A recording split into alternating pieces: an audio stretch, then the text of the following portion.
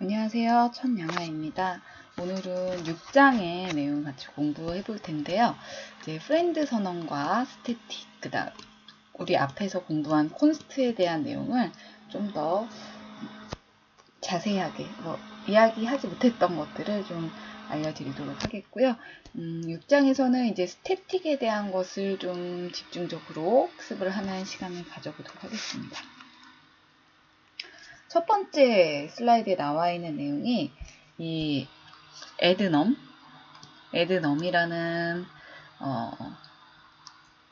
함수를 호출을 했어요. 근데 이쪽에 이제 오른쪽에 보게 되면 콘스트 선언이 되어 있죠. 이제 soSimple이라는 클래스를 이용해서 obj라는 객체를 생성을 하는데 인자값으로 이제 7을 넣고 요걸 받을 수 있는 또 이제 생성자가 호출이 되어지겠죠. 앞쪽에 이제 콘스트 선언을 하게 되면 이 의미가 무엇이냐? 이 객체의 데이터 변경을 허용하지 않겠다. 여기에서의 데이터 변경은 뭔가요? 데이터의 변경이라고 하는 것은 이제 멤버 변수를 의미하는 거겠죠. 멤버 변수를 의미하는데 멤버 변수의 이 수정이 이루어지지 않게끔 그렇게 설정을 하는 겁니다. 함수는 데이터라고 하지 않으니까 멤버 변수를 의미하고요. 이 멤버 변수의 허용이 안 되게끔 그렇게 콘스트를 붙이게 되면 선언을 하게 되면 데이터 변경이 안 된다라는 것. 그 정도만 이해하셔도 좋을 것 같습니다. 그래서 아래쪽에 이제 주석 처리되어 있는 이 부분을 보게 되면 obj 콘스트 선언이 되어 있는 객체를 통해서 addNum이라는 함수를 호출을 했어요. 요걸 이제 호출을 했습니다. 근데 얘는 에러가 납니다. 왜 에러가 나는지 좀 볼게요. obj라는 것은 이제 콘스트 선언이 설정이 되어 있는 객체인데 이 객체를 통해서 addNum이라는 함수를 이렇게 호출을 했습니다. 근데 얘를 이제 호출을 하게 되면 이렇게 호출을 하게 되면 얘가 콘스트 선언이 돼 있는지 안 돼 있는지를 보는 거예요. 얘는 콘스트 선언이 돼 있는 객체의 경우에는 콘스트 선언이 되어 있지 않은 멤버의 함수를 호출할 수 없습니다. 다시 말해 콘스트로 선언된 객체를 대상으로는 콘스트 선언이 되어 있는 멤버들만 호출이 가능하다라는 겁니다. 이것도 되어 있으면 그 객체가 콘스트 선언이 되어 있으면 얘도 콘스트가 붙어 있는지 아닌지를 확인을 해봐야 한다는 거예요. 왜냐면 이제 접근을 해서 데이터의 변경이 허용되지 않도록 해놨는데 이렇게만 딱 보게 되면 콘스트 선언이 되어 있지 않다면 얘는 멤버의 값을 변경할 수도 있다라는 가능성이 있다라는 거잖아요. 그렇기 때문에 여기에서는 콘스트 선언이 안 붙어 있네. 변경을 안 이룰 수도 있겠지만 변경이 사실상 이루어지고 있긴 OBJ를 이용해서 어쩌고 해서 데이터 변경이 이루어질 수도 있겠죠. 이루어지지 않을 수도 있겠지만 하지만 가능성의 유무로 봤을 때 얘는 될 수도 있기 때문에 변경이 될 수도 있기 때문에 콘스트 선언이 안 붙어 있네 만으로도 에러가 발생을 한다라는 것입니다. 그래서 콘스트 함수가 아니므로 얘는 여기서 호출했을 때 바로 에러가 발생을 한다라는 부분이고요. 이 아랫줄, 그 아랫단으로 보게 되면은 좀 지저분하니까 좀 지울게요. 보시면 obj로 show data라는 함수를 호출을 했어요. 근데 얘는 콘스트 선언이 되어 있죠. 얘는 정상적으로 호출이 진행이 될 것입니다. 이렇게 콘스트가 붙어 있는지 안 돼 있는지, 선언이 돼 있는지 아닌지를 먼저 봐야 한다. 이것이 포인트입니다. 콘스트로 선언된 객체를 대상으로는 콘스트 선언되지 않은 멤버, 다시 말해 선언이 된 멤버 함수의 호출만 가능하다라는 내용이 핵심이겠죠. 뒤로 이동하겠습니다. 뒤쪽에서는 함수 오버로딩이라는 게 나와 있어요. 함수 오버로딩, 콘스트와 함수 오버로딩인데 이거는 우리가 이제 했던 내용들과 약간 이제 상통하는 내용입니다. 이쪽으로 한번 볼까요? 예, 만약에 콘스트가 붙어 있는, 콘스트 선언이 되어 있는 객체를 이용해서 얘네들을 호출을 했어요. 이렇게 호출을 했습니다. 그러면 콘스트가 붙어 있는 건 무조건 요거 붙어 있는 얘를 호출을 했을 때 이제 제대로 들어가겠죠. 그리고 콘스트 선언이 선언이 되어 있는 객체를 이용해서는 콘스트가 붙어 있지 않을 경우 에러가 발생한다. 얘는 가능하다. 라는 내용 앞에서 이제 이야기해드렸던 부분입니다. 뭐, 만약에 이제 콘스트 선언이 안 돼 있고 그냥 일반 객체로만은 둘 다 사실상 호출이 가능하겠죠. 이쪽으로 보겠습니다. 그래서 obj라는 객체를 이용해서 simplefunc라는 함수를 호출을 했습니다. 네, 함수를 호출을 했는데 요거는 지금 뭐예요? 콘스트 선언이 돼 있는 객체잖아요. 그렇기 때문에 여기에서 또 에러가 발생하고 얘를 호출했을 때는 제대로 호출이 되어진다. 라는 내용.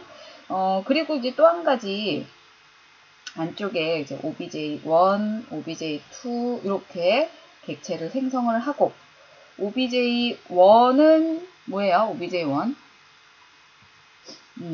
obj1, 2 이렇게 들어가 있는데 obj2의 경우에는 지금 객체 생성할 때 const 붙어서 객체 생성을 하였죠. 그렇기 때문에 얘는 simplefunc const 붙어있는 객체를 이용해서 함수를 호출했기 때문에 당연히 얘를 호출을 한다. 그래야 에러 발생이 안 된다. 이쪽으로 가게 되면 당연히 const 선언이 돼 있지 않은 함수이기 때문에 에러가 발생을 한다. 이 정도의 이제 설명을 해드렸던 내용이 되겠습니다. 근데 이제 좀 재밌는 걸 보게 되면 이쪽에 인자값으로 yourfunc라는 함수가 선언이 되어 있어요. 그쵸? 근데 어떻게 되어 있나요? 얘를 호출을 인자값으로 참조자를 받았는데 const가 선언된 참조자를 인자값으로 참조자로 봤죠. 이제 인자값으로 const가 선언된 참조자를 받는다라고 해서 무조건 const 선언된 것만 호출되지 않죠. 얘는 상관없어요. obj1도 받을 수 있고 obj2도 참조자가 될 수 있다, 인자가 될 수 있다라는 겁니다.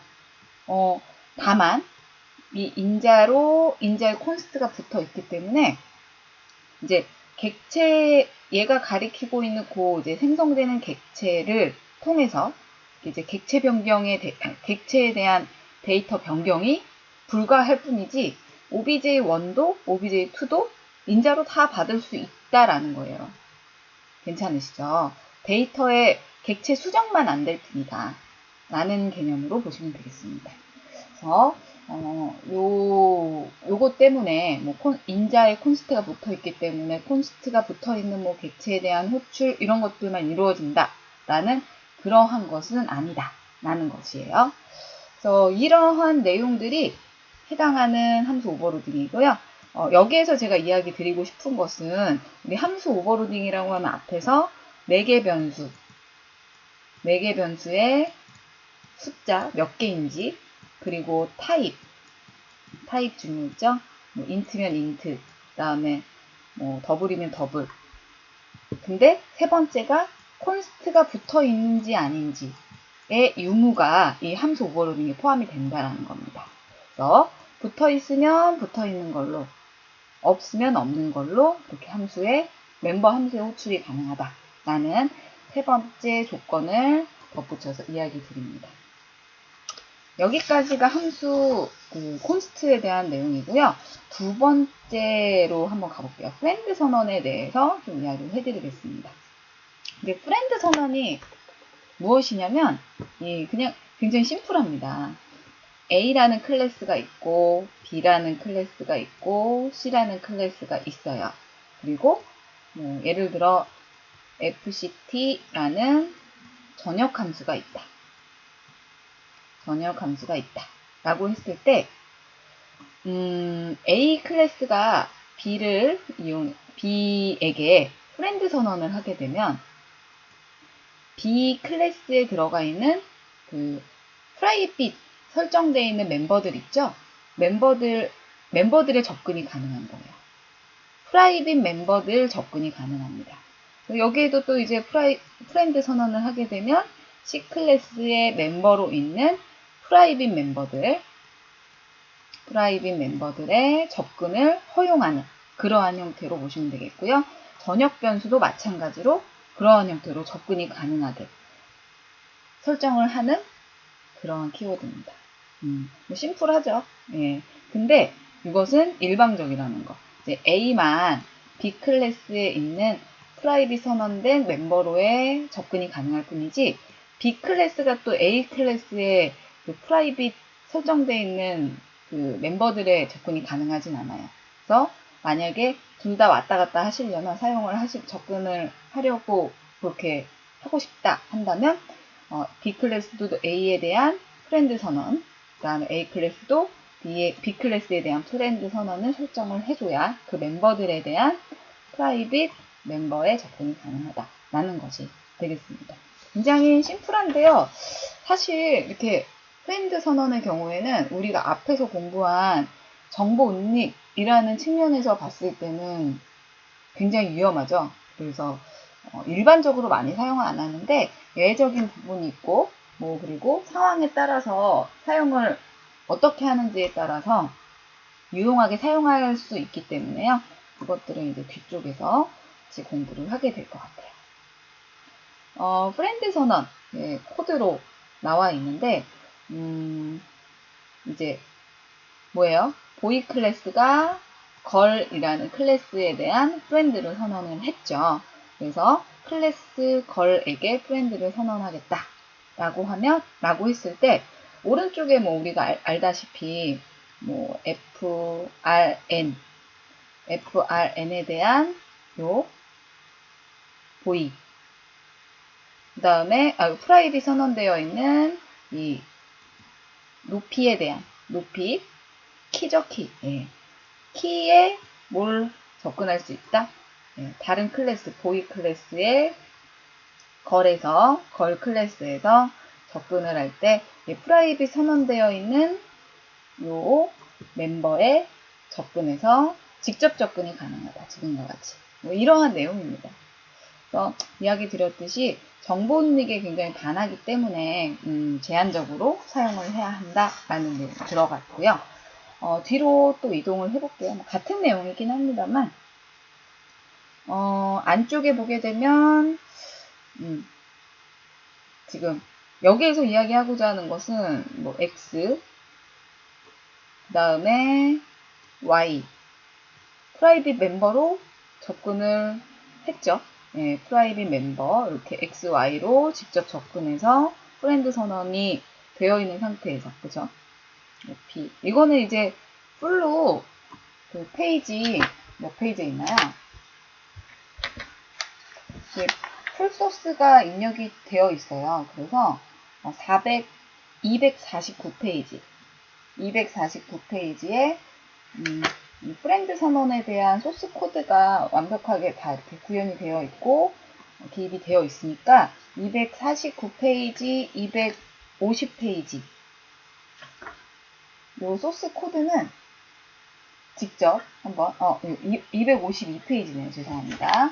252페이지에 나와 있는 이 My Friend Funk 닷 대한 그 코드는 직접 타이핑해서 접근 가능한지 아닌지 프렌드 선언을 붙였다가 혹은 주석 처리도 해보시고 프렌드 선언을 빼보시고 이런 식으로 한번 접근이 가능한지 아닌지 학습을 해보시면 될 것 같습니다. 지금 이렇게 선언이 이런 식으로도 프라이빗 멤버 접근이 가능하다. 여기에서는 특정 멤버 함수를 대상으로도 프렌드 선언이 가능하다라는 겁니다. 쇼 포인트 포스라고 해서 쇼 포인트 포스는 전역 변수잖아요. 전역 변수 대상에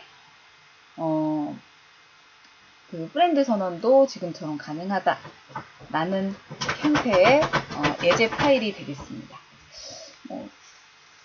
이론적으로는 크게 어려운 내용은 아니고요. 이 내용이 다인데 좀 예외적인 부분이 있어서 그 부분들은 뒤쪽에서 정보 운익에 대한 것들을 좀 보강할 수 있도록 이야기를 보충해서 해드리도록 할게요.